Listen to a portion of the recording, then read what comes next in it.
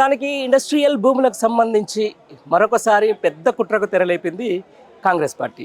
రెండేళ్ళైంది, ఇంకా ఏది బిగ్గెస్ట్ కుట్ర, ఏది స్కామ్లు ఏం బయటపడతలేదు. మామూలుగా దీని పేరు కాంగ్రెస్ కదా అని చెప్పేసి కొంతమంది మేధావులు అన్నట్టుగానే ఒక 5 లక్షల కోట్లకు సంబంధించినటువంటి భూముల కుంభకోణంలో దాదాపు ఒక 50,000 కోట్లు స్వతహా కమిషన్లు తినేదానికి క్రమంలో ఈరోజు బీఆర్ఎస్ పార్టీకి సంబంధించిన వర్కింగ్ ప్రెసిడెంట్ వెలికి తీసినటువంటి ఏదైతే ఈ హిల్ట్ స్కామ్ సంబంధించిన దాంట్లో ఈరోజు బీఆర్ఎస్ శ్రేణులంతా కూడా పారిశ్రామిక వాడల బాట పట్టినాయి. అక్కడ పారిశ్రామిక వాడల్లోకి వచ్చి అసలు ఏం జరిగింది, నిజంగా భూములు ఎట్లా ఉన్నాయి, ఏం కదా దాని మీద అందరూ కూడా ఈరోజు ఒక వాళ్ళ ఒక బృందాలుగా విడిపోయి ఈరోజు తనిఖీలు కానీ వాళ్ళు అక్కడ వచ్చినటువంటి ధర్నాలు కానీ చేస్తున్న పరిస్థితి. ప్రస్తుతం మనం మౌలాలి ఇండస్ట్రియల్ దగ్గరలో ఉన్నాం. ఇక్కడ స్థానిక కార్పొరేటర్ శాంతి గారు మనతో ఉన్నారు.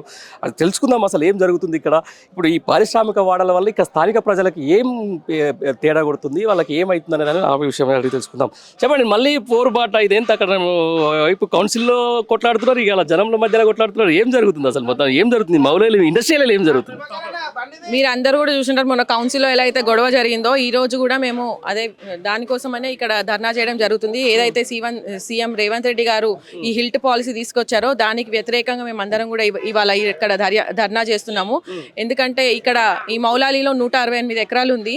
దీనికి చాలా తక్కువ రేటుకి ఇక్కడ భూమిని అమ్ముదామని చెప్పి సీఎం రేవంత్ రెడ్డి కన్నేసిండు. దాన్ని అడ్డుకునే విధంగానే మేము ఇక్కడ అందరం కూడా ప్రజలందరం కూడా పోరాడుతున్నాము. ఇది ఇక్కడ ఆల్రెడీ ఇక్కడ ఇండస్ట్రియల్ పార్క్ ఉంది. మరి ఇక్కడ ఆల్రెడీ ఇండస్ట్రియల్ పార్క్ ఉన్నందుకు చుట్టుపక్కల ఉన్న ప్రజలందరూ కూడా ఇక్కడ వాళ్ళకి జాబ్ చేసుకోవడానికి కానీ వాళ్ళకి రోజు గడవడానికి ఉండేది. కానీ ఇప్పుడు ఇది కూడా తీసేసి ఇండివిజువల్స్కి అమ్మేసి, అంటే చాలా తక్కువ రేటుకి ఆయన సొంత లాభాల కోసం సీఎం రేవంత్ రెడ్డి ఈ భూ కుంభకోణం అనేది తీసుకొచ్చినని అందరూ కూడా అర్థమవుతుంది ఇప్పుడు. రైట్ మేడం, ఇదే విషయానికి సంబంధించి చాలా మంది అడుగుతా ఉన్నారు. ఇప్పుడు ఇండస్ట్రియల్కి సంబంధించి మల్టీ జోన్గా తయారు చేస్తాం, ఇక్కడ వేరియస్ కడతాము, ఎందుకంటే సిటీ నుంచి తీసుకుపోయి వేరే దగ్గర పెడతామని. ఇంత పారిశ్రామిక సంబంధించిన పాలసీలో దేశంలోనే అత్యంత ఎక్కువ పొల్యూటెడ్ అయినట్టుది ఐడియా బొల్లారం. అది మాత్రం జియో నుంచి బయటకు తీసేది. దీని మీద మీరు ఏం మాట్లాడట్లేదా? మేము ప్రజలకు ఏదైతే వ్యతిరేకంగా ఉందో అన్నిటి మీద కూడా మేము మాట్లాడుతున్నాము. ఖచ్చితంగా సీఎం రేవంత్ రెడ్డి ఎప్పుడు కూడా ఆయన వచ్చిన ఈ 2 సంవత్సరాలు కూడా ప్రజలకి కరెక్ట్ అయ్యేది ఏ పని కూడా చేయట్లేదు. ప్రజలని ఇబ్బంది పెట్టే పని ప్రతి ఒక్కటి చేస్తున్నాడు. దాంట్లో భాగంగానే మనం చూస్తుంటాం, హైడ్రా తీసుకొచ్చిండు, మూసీ ప్రాజెక్ట్ అని అది తీసుకొచ్చినాడు. మొన్న మళ్ళీ అక్కడ ఫ్యూచర్ సిటీ అని అక్కడ షురు చేసిండు. ఇప్పుడేమో ఇక్కడ ఈ ల్యాండ్ స్కామ్ అదంతా కూడా తీసుకొస్తున్నాడు. ఇదంతా కూడా మనకు అంతా కూడా క్లియర్ కట్గా కనిపిస్తుంది. జస్ట్ డబ్బులు ఎలా అయితే మనం ఢిల్లీకి ఎట్లా డబ్బులు పంపించాలనే విధంగానే ఆయన పనిచేస్తున్నాడు తప్పితే ప్రజలకి ఏం మంచి చేద్దాం, 6 గ్యారంటీలు మర్చిపోయిండు, 420 హామీలు మర్చిపోయిండు, కానీ ఈ భూ కబ్జాలు మాత్రం మర్చిపోవట్లేదు అన్ని.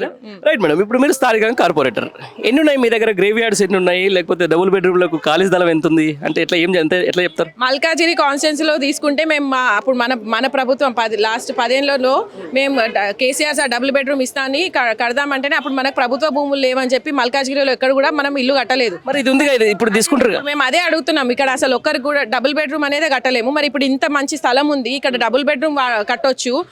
మళ్ళీ ఇప్పుడు గ్రేవ్ యార్డ్స్ ముస్లిమ్స్కి కబరిస్తాన్లు లేవు, దానికి ఇవ్వండి అని చెప్పి మేము రిక్వెస్ట్ చేస్తున్నాం. కమ్యూనిటీ హాల్స్ పేదలకి ఏమైనా చేసుకోవడానికి కార్యక్రమాలు చేసుకోవడానికి ఒక కమ్యూనిటీ హాల్ అడిగితే స్థలం చూపించండి మేము ఇస్తామంటారు. అంటే ఇంత స్థలం ఉన్నప్పుడు మరి అవన్నీ కూడా ప్రజల కోసం వాడొచ్చు కదా, ఎందుకు వాటికి వాడకుండా మీరు ఇండివిజువల్స్కి ఎట్లా, ఎందుకు డెవలప్మెంట్ అనే పేరుతోని ఎందుకు మీరు ఇండివిజువల్స్కి చాలా తక్కువ రేటుకి ఎందుకు అమ్ముతున్నారని మేము ప్రశ్నిస్తున్నాం రేవంత్ రెడ్డి గారిని. కేటీఆర్ గారు కూడా ఒకటే మాట చెప్పిండు, మీరు మొత్తం 128 ఎకరాలు ఇప్పుడు మౌలాలిలో ఉంది, మొత్తము ప్రజల కోసం ఇవ్వకుండా మీరు సగం వేరే వాటికి వాడుకున్నా, డెవలప్మెంట్కి వాడుకున్నా, సగం ప్రజల కోసం వాడమని చెప్పి కేటీఆర్ సార్ కూడా రిక్వెస్ట్ చేస్తున్నారు. కానీ మేము ఇప్పుడు ప్రజల పక్షాన మేము పోరాడుతుంటే అన్ని కూడా ఆయన రేవంత్ రెడ్డి ఏం చెప్తున్నాడంటే బీఆర్ఎస్ పార్టీ ఎప్పుడు కూడా సపోర్ట్ చేయదు, గవర్నమెంట్ మంచి పని చేస్తుంది, సపోర్ట్ చేస్తారా? అదే భూమి అదే ఆయన ప్రశ్నించుకోవాలి, అంటే ఆయననే తీసేసుకుంటున్నాడు. అక్కడ ఆయన చెప్పేది ఒకటి కూడా కరెక్ట్ లేదు. ఇదే విషయం మేడం చాలా మంది అడుగుతూ ఉన్నారు, మీకు కూడా మిమ్మల్ని అడగాలి, ఎందుకంటే మీరు ఒక జిహెచ్ఎంసీ పరిధిలో ఉన్నటువంటి కార్పొరేటర్ కాబట్టి. మొత్తం కార్పొరేషన్లు దగ్గర మున్సిపాలిటీలు ఈరోజు మొత్తం ఎక్స్పాండ్ చేస్తున్నారు జిహెచ్ఎంసీ అని చెప్పేసి. 2,000 కిలోమీటర్ల పరిధిలో ఇలా నగరం విస్తరించనుందని చెప్పేసి. బట్ ఇట్లాంటి ప్రభుత్వ భూములు అమ్ముకుంటూ పోతుంటే దగ్గర 9,000 అంటే 10,000 ఎకరాలకు సంబంధించి అమ్మితే రేపు భవిష్యత్ అవసరాల కోసం ఎట్లా ఉపయోగపడుతుంది అంటే ఏం చెప్తున్నారు మీ కౌన్సిల్లో కానీ, మీ మేయర్లు కానీ, లేకపోతే వాళ్ళందరూ కానీ? మొన్న మేము ఇదే ప్రశ్న మేము అందుకే కౌన్సిల్ని అడ్డుకుంది కూడా మేము అందుకే ఫస్ట్ దీని మీద చర్చ జరగాలి, చర్చ జరిగినాకనే మేము క్వశ్చన్ అవన్నీ కూడా చేద్దామని చెప్తే మేయర్ గారు ఒకటే మాట చెప్పారు. దాన్ని మేము ఇంకా మనం నెక్స్ట్ సెషన్లో డిస్కస్ చేద్దాము.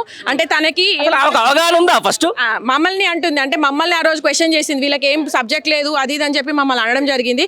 కానీ మాకు మొత్తం ఆమెకున్న సబ్జెక్ట్ ఎంత, ఆమెకు అసలు ఏం దాని గురించి తెలియదు కాబట్టి ఆమె వాయిదా పెట్టేసింది. అంటే నెక్స్ట్ సెషన్లో డిస్కస్ చేద్దాం, ఎందుకంటే తనకే దాని గురించి తెలియదు కాబట్టి దాని గురించి సబ్జెక్ట్ తెలియదు. మరియు ఇంకా తన గవర్నమెంట్ నుంచి ఇన్స్ట్రక్షన్స్ లేవు కదా ఏం మాట్లాడాలి ఏందని, దాని గురించి అనే తన నెక్స్ట్ సెషన్లో డిస్కస్ చేద్దామని చెప్పి పోస్ట్పోన్ చేయడం జరిగింది. ఇదే మేడం మామూలు ఎట్లా అంటే ఒక మున్సిపాలిటీ కానీ ఒక కార్పొరేషన్ కానీ దానిలో విలీనం చేయాలంటే అక్కడ కౌన్సిల్ ఖచ్చితంగా ఆమోదం తెలపాలి. ప్రస్తుతానికి ఎక్కడ కూడా పాలక మండలి లేవు.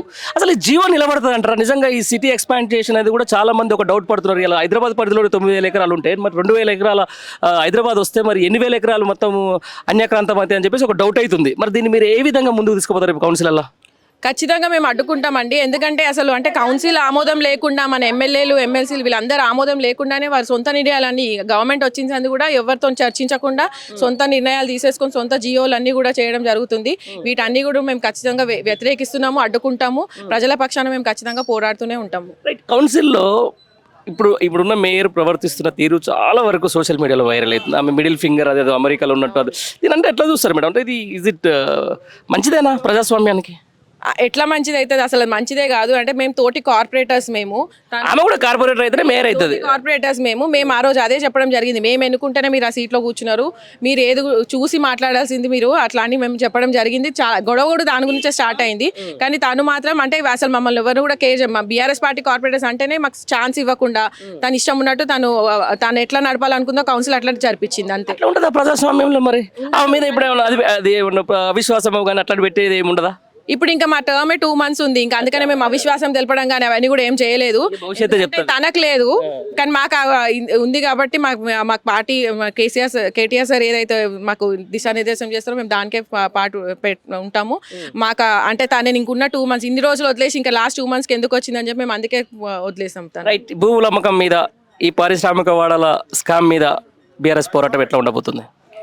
మీరు అంటే అప్పుడు తెలంగాణ తేవడానికి ఎలా అయితే పోరాడిండో మన కేసీఆర్ సారు, అదే విధంగా ఇప్పుడు ఈ భూములు కాపాడడానికి మేమందరం కూడా బీఆర్ఎస్ పార్టీ కార్యకర్తలు అందరం కూడా లీడర్స్ అందరం కూడా పోరాడి ఖచ్చితంగా ఇది అడ్డుకొని ఈ పాలసీ అనేది రద్దు అయ్యే వరకు కూడా పోరాడి ఖచ్చితంగా మేము సాధిస్తామనే ధీమా ఉంది మాకు.